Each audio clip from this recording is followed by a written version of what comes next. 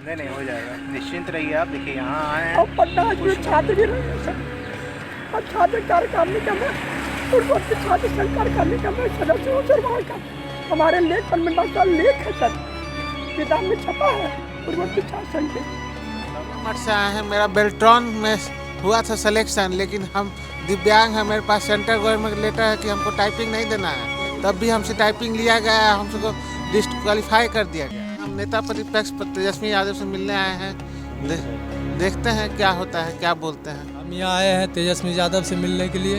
हम इस आश्वासन लेकर के आए कि जब हमको कहीं से कोई रास्ता नहीं मिल रहा है, तब हम आखिरी उम्मीद लेकर के आए यहाँ पर। आखिरी उम्मीद लेकर के इसलिए करके आए कि अगर इंसाफ अगर वो करके देता है तो ठीक है, अगर नहीं करके देगा तो हमको अब जो है फांसी लगाना पड़ेगा। बिहार में अब एफआईआर जो है वो अब डिजिटल रूप से होगा। नीतीश सरकार ने यह जो एफआईआर जो है वो डिजिटल रूप से होगा, इसके लिए जो तमाम जो काम हैं वो किए जा रहे हैं। हमारे साथ जिस तरीके से नेता प्रतिपक्ष या अन्य जो लोग हैं वो भी कहते हैं थाना पुलिस के चक्कर लगाते लगाते जूते घिस जाते हैं, लेकिन इंसाफ नहीं मिलता है। हमारे साथ एक ऐसे ही युवा हैं, लोग हैं जो परेशान हैं थाना और पुलिस से। सुनते हैं इन्हीं से कि आखिर में इनकी परेशानियां क्या है, आखिर ये क्यों चक्कर लगा रहे हैं, क्या बात है, पहले आप ये बताइए। बात है ये कि मेरा जो गाड़ी जला है, गाड़ी जलने का सिलसिला में आज हम 4 महीना से बोक रहे हैं। कहाँ गाड़ी जला था? जला था मेरा घर के पास में। मेरा घर है पूर्णिया जिला और एरिया है चिमनी बाज़ार। क्यों जल गया गाड़ी? तो गाड़ी जलाया गया था आज से मोटामोटी 1.5 साल से मेरे पास में दुश्मनी लगा हुआ है। जब से हम गाड़ी लिए, गाड़ी लेकर के हम 6 महीना शांति से रहे। कौन सी गाड़ी थी? मेरा 12 चक्का ट्रक है और हम एक पैसे से ड्राइवर हूँ। ड्राइवरी करके वो गाड़ी खरीदे थे और ड्राइवरी करते थे। इधर जो है 1.5 साल से इतना परेशान कर दिया मेरे घर के तरफ से, जो कहने का हद से बेहद हो गया है।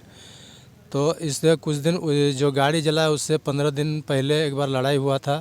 तो लड़ाई होने के कारण में एक कागज़ मैं लिख करके दिया था। किसको दिए थे? थाना में जो लिख करके दिए थे तो बोला कि तेल का खर्चा दो, तब जो है जाएगा, तहकीकात करेगा, जांच करेगा। तेल का खर्चा भी दे करके आए, लेकिन कोई आया नहीं आने का। कौन मांगा था तेल का खर्चा? वो जो थाना का मुंशी है वो बोला था कि तेल का खर्चा तो हम किसी को भी भेजेंगे, तो ऐसे नहीं ना जाएगा, तेल का खर्चा दो। तो हम दे करके आए। आने के बाद में जो है ये वो रह गया, कोई तहकीकात नहीं हुआ। तहकीकात नहीं होने के कारण में वो 15 दिन के बाद में रात में जो है गाड़ी मेरा 14-15 दिन ऐसे ही होगा कुछ। उसके बाद में गाड़ी मेरा खड़ा था और घर रोड का साइड में गाड़ी खड़ा था। गाड़ी से मेरा घर का दूरी मोटामोटी 300 फीट का दूरी है। गाड़ी जलने से 5 मिनट पहले मेरा गेट खटखटाया, घर का गेट, घर का दरवाज़ा का गेट। प्रशासन पहुंची कि नहीं? तो प्रशासन गाड़ी जलने के बाद में उसका 1 दिन के बाद में जब लिख करके दिए तो थाना से दरोगा गया। उसके बाद में उसकी डीएसपी गया और डीएसपी जा कर के वो जो है सुपरविज़न करके आया। सुपरविज़न करके आने के बाद में वो रह गया। तो दोबारा जो है हम एसपी को लिख करके दिए थे एक पेपर। तो एसपी को लिख करके दिए तो वो एसपी के यहाँ से जो है पेपर जो है चले गया इसके यहाँ, एसपी के यहाँ जो लिख करके दिए तो एसपी का यहाँ नहीं था। तो नहीं रहने के कारण में उसका पुलिस जो बताया कि डीएसपी साहब को दीजिए। तो ठीक है, डीएसपी साहब के यहाँ देने के लिए गए तो बोला कि हम तो गए थे तो जांच चल रहा है, जांच करने दीजिए, जांच हो जाएगा तब हम कुछ करेंगे। ऐसे करते हैं तो एसपी साहब के पास जाते हैं तो बोला थाना में जाइए। थाना पर जाते हैं तो डीएसपी साहब के जाइए। आज 4 महीना से ऐसे करते करते हम तबाह हो गए। मेरा पास में अब खाने का भी कुछ नहीं है। हम बद से बदतर हो गए। अब मेरा दिल ऐसा हो गया है कि अब जो है अगर इंसाफ नहीं मिलेगा तो हमको अब फांसी लगाना पड़ेगा। काहे कि मेरा गाड़ी जो है अभी किस्ती चल रहा है, किस्ती वाला अलग से परेशान किया हुआ है और ये लोग अलग से परेशान किया हुआ है। किधर से ही कोई इंसाफ नहीं मिल रहा है, जबकि मेरा गाड़ी का इंश्योरेंस भी है। इंश्योरेंस वाला का कहना है कि गाड़ी आपका बनेगा तभी जो है आपको ये मिलेगा, क्लेम मिलेगा। तो गाड़ी बनने के लिए अभी मोटा मोटी 6 लाख रुपया का आसपास खर्चा है। उतना रुपया हम लाएंगे कहाँ से? जबकि हम मजदूर क्लास का आदमी है, हम कमा के खाने वाला आदमी है, हम लाएंगे उतना रुपया कहाँ से? और कहाँ से हम क्या करेंगे? कोई मेरा रास्ता नहीं मिल रहा है। तो हम ये कहे कि जबकि ऐसा कुछ कर रहा, हमको कोई इंसाफ, जो भी इंसाफ आप लोग करके दीजिएगा करके दे दीजिए। यहाँ आप आए हैं किनसे मिलने? हम यहाँ आए हैं तेजस्वी यादव से मिलने के लिए। हम इस आश्वासन लेकर के आए कि जब हमको कहीं से कोई रास्ता नहीं मिल रहा है तब हम आखिरी उम्मीद लेकर के आए यहाँ पर। आखिरी उम्मीद लेकर के इसलिए करके आए कि अगर इंसाफ अगर वो करके देता है तो ठीक है, अगर नहीं करके देगा तो हमको अब जो है फांसी लगाना पड़ेगा। किन्हीं से बात हुई है यहाँ पे आए तो? अभी तक बात नहीं हुई है। यहाँ पे बात किए थे तो बोला कि 5 बजे के लगभग में भेंट होगा, बैठिए। बैठने के लिए कहा गया है, हम बैठे हुए उसके इंतज़ार में हैं। तो जिस तरीके से आपने इनकी कहानी सुनी कि आखिर ये किस तरह से जिस तरीके से 4 से 5 महीने बीत गए हैं, अब इनको खाने पीने के लिए भी पैसे नहीं है।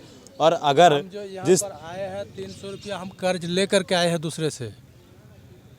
आने के भाड़ा लगता है यहाँ 300 रुपया, मैंने 350 रुपया 400 रुपया लेता है, लेकिन हम ड्राइवर को 200 रुपया दे करके आए हैं।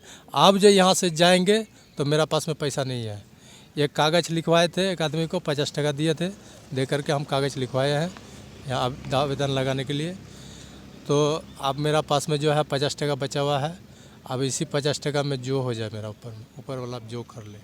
सुनते हैं ऐसी कहानियाँ सुनकर लोगों के जो मन है वो दहल जाते हैं, दिल है जो दहल जाते हैं। और भी यहाँ पे लोग हमारे साथ बैठे हुए हैं, इनकी भी जो समस्या है वो सरकार से ही पीड़ित है। जान लेते हैं इनसे आखिर इनकी क्या समस्या है। क्या समस्या है आपकी? अरे खाली समस्या है। हम पटना हाई स्कूल के संस्थापक विभागाध्यक्ष हैं कॉमर्स के। समस्या क्या है? हमारी पुनर्नियुक्ति की पटना हाई स्कूल में, मैं वहाँ संस्थापक विभागाध्यक्ष था कॉमर्स डिपार्टमेंट का, मैंने ओपनिंग किया है और हमको धक्के मार के वहाँ से भगा दिया गया। हमारी बहाली विद्यार्थियों की परीक्षण वर्ग में संतुष्टि के बाद हुई थी। किसने भगाया? प्राचार्य ने बोले कि प्रावधान खत्म हो गया, अब नियमित वाले आ गए, आप अपने घर जाओ। बिना कोई लेटर के, कोई लेटर हमको नहीं दिया गया विरमित करने का। और जब तक मैं वहाँ रहा, जो जो काम विद्यालय द्वारा हमें सौंपा गया मैंने किया। हमारे आलेख पर वहाँ वार्षिक समारोह जो हुआ पूर्ववर्ती छात्रों का, मैं वहाँ का पूर्ववर्ती छात्र भी रहा हूँ, तो मैंने लेख लिखा था। उस लेख में 2 बात के बारे में मैंने लिखा था। पूर्वी गेट समस्या बताइए। समस्या है वही हमारी पुनर्नियुक्ति की। पटना हाई स्कूल में मैं कॉमर्स डिपार्टमेंट का संस्थापक विभागाध्यक्ष कॉमर्स का था। मैं स्नातकोत्तर प्रशिक्षित वाणिज्य विषय का हूँ। मेरा जो सब्जेक्ट कॉमर्स इकोनॉमिक्स, हमके भी दोनों सब्जेक्ट में मैंने करे कॉमर्स में तब तो मेरा बहाली हुआ। इकोनॉमिक्स में ले लिए सर, और सेमेस्टर मेरा हो गया, और सेमेस्टर मेरा बाकी है। चलेंगे उतने में हो जाएगा। नहीं हो जाएगा, निश्चिंत रहिए आप। देखिए यहाँ आए हैं और पटना के छात्र भी रहे हैं सर, और छात्र कार्य करने का मैं पूर्ववर्ती छात्र संघ कार्य करने का मैं सदस्य हूँ सर। वहाँ का हमारे लेख पर मेरा साल लेख है सर, किताब में छपा है पूर्ववर्ती छात्र संघ के। सब हो जाएगा। और भी लोग हैं, हम उनसे जान लेते हैं कि आखिर में उनकी क्या समस्या है। कहाँ से आए हैं? उड़िया मठ से आए हैं। मेरा बेल्ट्रॉन में हुआ था सिलेक्शन, लेकिन हम दिव्यांग हैं, मेरे पास सेंट्रल गवर्नमेंट लेटर है कि हमको टाइपिंग नहीं देना है। तब भी हमसे टाइपिंग लिया गया, हमको डिस्क्वालीफाई कर दिया गया। तो मेरी यही मांग है कि मुझे बेल्ट्रॉन में पदस्थापित किया जाए। हाथ दाहिना तरफ से हम पूरा सेरेब्रल पाल्सी हैं, हाथ पैर दोनों से। मेरे पास सर्टिफिकेट भी है दिव्यांग का। टाइपिंग लिया गया था आपसे? टाइपिंग लिया गया था, जबकि हमको टाइपिंग नहीं देने का एग्जेम्प्टेड सर्टिफिकेट है सेंट्रल गवर्नमेंट का कि आपको टाइपिंग नहीं देना है। टाइपिंग हमसे लिया गया और उसमें डिस्क्वालीफाई हमको कर दिया गया। तो यहाँ किन से मिलने आए हैं? यहाँ हम नेता प्रतिपक्ष तेजस्वी यादव से मिलने आए हैं। देखते हैं क्या होता है, क्या बोलते हैं। आपने सुना, इन जो कहानी है उनकी ही जुबानी हमने सुनाई कि किस तरीके से जो व्यक्ति परेशान है वो नेता प्रतिपक्ष तेजस्वी यादव से मिलने के लिए उनके जो गेट के पास है 5 बजे प्रतिदिन नेता प्रतिपक्ष तेजस्वी यादव लोगों से मुलाकात करते हैं और उनकी समस्याओं को सुनते हैं और जहाँ तक हो सकता है उनको निराकरण भी करते हैं। हालांकि एक कहानी हमने सुनवाई की, जिस तरीके से पुलिस की जो सच्चाई निकल कर सामने आई कि पुलिस वाले ने जो जिसकी गाड़ी जली है उससे तेल के पैसे की मांग की। सोच सकते हैं कि आखिर प्रशासन और सुशासन के दावे करने वाले जो सरकार हैं वो कहाँ हैं। और भी अपडेट्स देंगे, बने रहिए न्यूज़4नेशन के साथ। नमस्कार।